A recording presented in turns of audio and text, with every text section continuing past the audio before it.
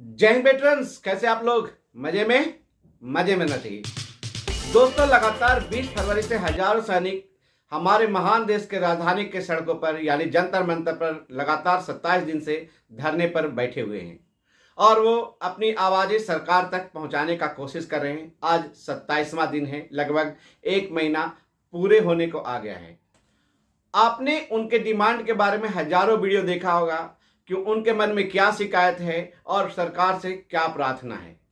इसके बारे में आपको अच्छी खासी जानकारी होगी, लेकिन आज इस वीडियो में ये विश्लेषण बताने वाला हूं कि आखिर सरकार क्या विस्फोट होने का इंतजार कर रही है। क्या वो चाहती है कि सैनिक विद्रोह हो जाए, हजारों एक्स सर्विसमैन रोड पर खड़े होकर सरकार के खिलाफ, अधिकारियों के खिलाफ आवाज उठाएं। इस बात का सरकार इंतजार कर रही है, यानी विस्फोट का इंतजार कर रही है। आखिर प्रधानमंत्री के मन में क्या चल रहा है? आज लगातार एक महीने से पूर्व सैनिक जंतर मंतर पर सरकार को वही प्रार्थना सुना रहे हैं कि रक्षा मंत्री जी, प्रधानमंत्री जी, राष्ट्रपति जी, मेरी बातें को सुनिए। कि उनके कानों तक तो आवाज पहुंची है, लेकिन उनके कानों पर जू नहीं रेंग रही है। वो ये सोच रहे हैं कि मैं उनकी आवाजों को सुन के क्या करूंगा, मुझे क्या फायदा होगा। क्योंकि ये पॉलिटिकल पार्टी है, तो हर एक पॉलिटिकल पार्टी अपना नफा नुकसान के बारे में पहले सोचती है कि हमारे माननीय प्रधानमंत्री एक एक सैनिक के बारे में कितने सोचते हैं। पुलवामा अटैक का उन्होंने वो बदला लिया कि दुनिया हतप्रद हो गई। तो देशभक्ति के बारे में कह सकते हैं कि उन्होंने अपना इमेज बना लिया और भारत के हर एक जनमानस तक अपनी इमेज को पहुंचा दिया। लेकिन सबसे बड़ा बात यह है, जो जंतर मंतर पर चल रहा है उसके बारे में उनका क्या ख्याल है। आखिर वो जो प्रार्थना लगातार एक महीना से हमारे सैनिक कर रहे हैं, उसके ऊपर वो ध्यान क्यों नहीं दे पा रहे हैं?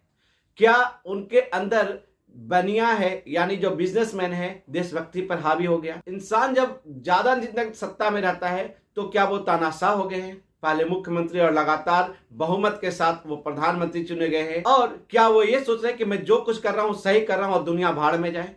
तो मैं आपको बताना चाहता हूं कि लोकतंत्र में बहुत सारे तानाशाह आए और लोकतंत्र में विलीन हुए, खत्म कर दिया लोकतांत्रिक मूल्यों ने उनको कि तुम्हारा तानाशाही नहीं चलेगी। जैसा कि आप जानते हैं, नेशनल मीडिया अब कोई न्यूज चैनल नहीं रहा, वो एक बिजनेस हब हो गया है। उनको अपना चैनल चलाने के लिए राजनीतिक पार्टियों से चंदा चाहिए और वो अपने चैनल पर वही चीज दिखाते हैं और लोगों को बताते हैं जो उनके राजनीतिक आका उनको बताते हैं कि ये दिखाओ। तो क्या सत्ता के नशे में चूर हमारे माननीय प्रधानमंत्री और बीजेपी सरकार ये सोच रही है कि मैं नेशनल मीडिया को कंट्रोल करके जो आग लगी है जनता मंतर के ऊपर, वो देश के कोने कोने तक नहीं पहुंचने दूंगा, ताकि हमारे सरकार के ऊपर कोई काला धब्बा ना आए। क्योंकि उन्होंने बड़े जोर तोर से डंके के चोट पर OROP-1 और OROP-2 उन्होंने लागू किया। तो क्या जंतर मंतर पर जो आग लगी है, उन्होंने नेशनल मीडिया को कंट्रोल कर लिया है कि वो किसी भी कीमत पर देश में नहीं दिखाना चाहिए।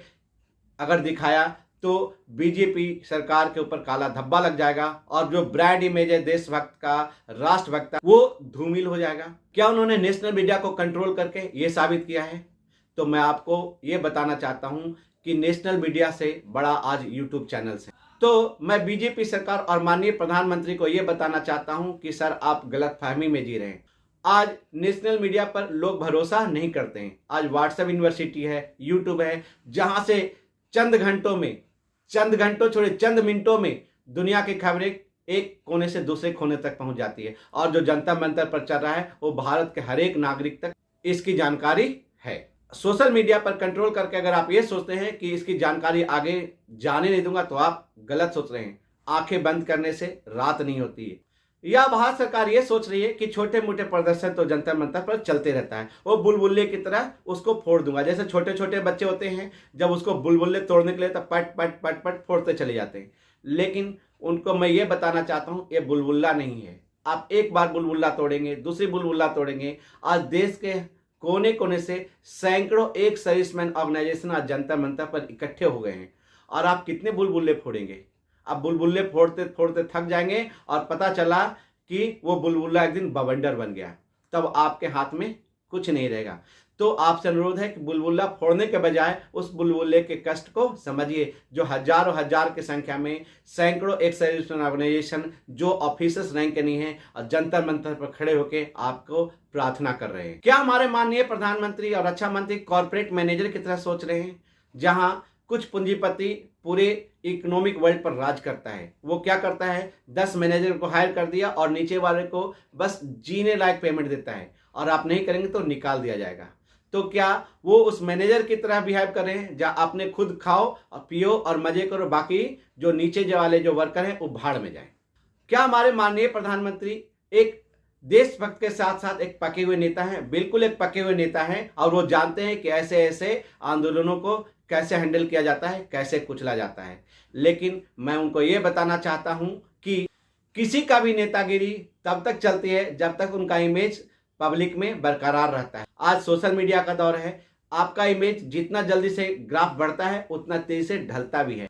अगर आप पके हुए राजनेता हैं तो आपको इस बात को समझ होनी चाहिए कि आपका इमेज सैनिकों के बीच में और सैनिकों के साथ उनके परिवारों के बीच में, और सैनिक का सम्मान पूरे देश में इज्जत के साथ दिया जाता है। अगर उनके बीच में आपका इमेज फैल गया, बैड इमेज, तो आपका पका हुआ राजनीति का इमेज बिल्कुल धूमिल हो जाएगा।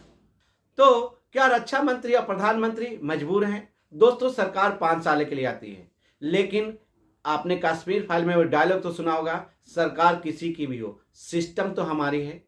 और चूंकि सिस्टम का हिस्सा सरकार है तो सरकार सिस्टम से नहीं लड़ सकती। आपने देखा होगा कॉलेजियन सिस्टम पर भारत सरकार सुप्रीम कोर्ट से नहीं लड़ पा रही है। जब दूसरे से आप नहीं लड़ पा रहे हैं तो आप अपने घर में कैसे लड़ पाएंगे? जैसे आप समझ लीजिए कि आप गार्जियन हैं, आपके 4 नालायक बेटे हैं, तो आपका जीना हराम हो जाएगा।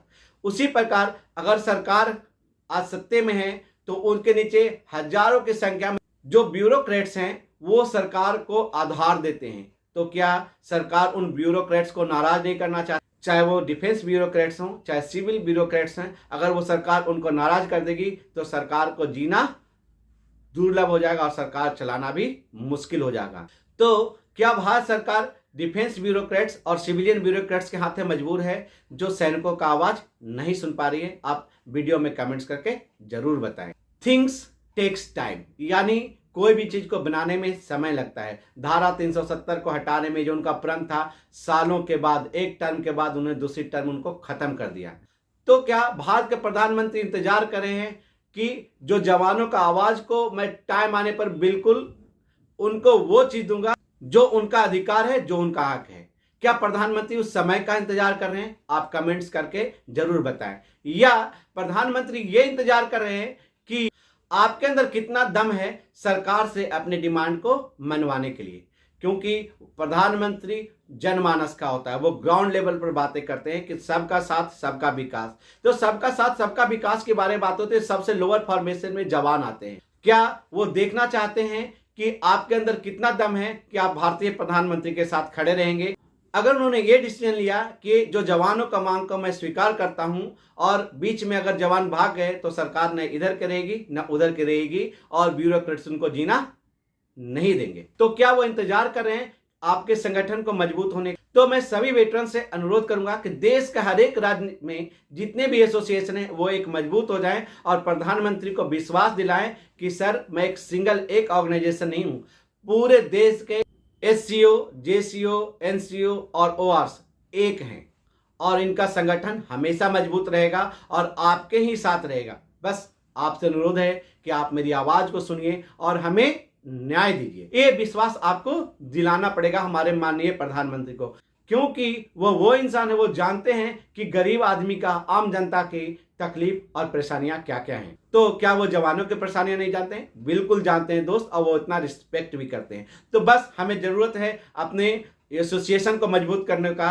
और प्रधानमंत्री को विश्वास दिलाने का कि सर हमारी वजूद है, आप मेरी बातें मानिए, मैं हमेशा आपके साथ रहूंगा। और जाते जाते मैं प्रधानमंत्री को ही बोलना चाहूंगा और हमारे रक्षा मंत्री को या बीजेपी सरकार को कि अगर वो ये सोच रहे हैं कि जंतर मंतर के आंदोलन को कुचल दिया जाएगा, उनके बातों को इग्नोर किया जाएगा, तो आपको बताने वाला हूं 2024 का चुनाव आने वाला है और सेना के नाम पर जिस प्रकार आप सत्ता में आए थे, आज वही सेना के सारे जवान रोड पर खड़े हैं अपने न्याय के लिए। और ये जवान देश के कोने कोने में फैले हुए हैं और ये जवान 1-2 नहीं 26 लाख की संख्या में, और 26 लाख में हर एक परिवार में अगर 10 लोग हो तो 2 करोड़ से 3 करोड़ लोग आपको वोट नहीं देने वाले हैं, क्योंकि जब प्रार्थना करके थक जाएंगे और वो हताश हो जाएंगे कि हमारे माननीय प्रधानमंत्री हमें सुन नहीं रहे, तो आपसे मोह भंग हो जाएगा और वो उनके परिवार और समाज में जहां वो रहते हैं, जहां उनको सम्मान है, वो जनता आपको वोट नहीं देगी। और आपको पता ही है कि किसी भी विधानसभा चुनाव हो या लोकसभा चुनाव है, उसमें जीत का परसेंटेज 2-4% होता है। अगर 3 करोड़ लोगों ने आपको वोट नहीं दिया और समाज के लोगों ने जो जान गए कि हमारे माननीय प्रधानमंत्री सिर्फ गोली देते हैं, जुमलेबाज हैं, जैसा विपक्ष आपके ऊपर आरोप लगाता है, और समाज में अगर ये मैसेज चला गया कि आप सिर्फ जुमला फेंकते हैं, तो आपका 2024 का चुनाव मुश्किल हो जाएगा। तो आपसे अनुरोध है, विस्फोट होने से पहले बम को डिफ्यूज कीजिए और आपके मन में जो चल रहा है सैनिकों के प्रति, उसको आप बताइए कि मैं आपके साथ, और सेना की आवाज सुने। जय हिंद।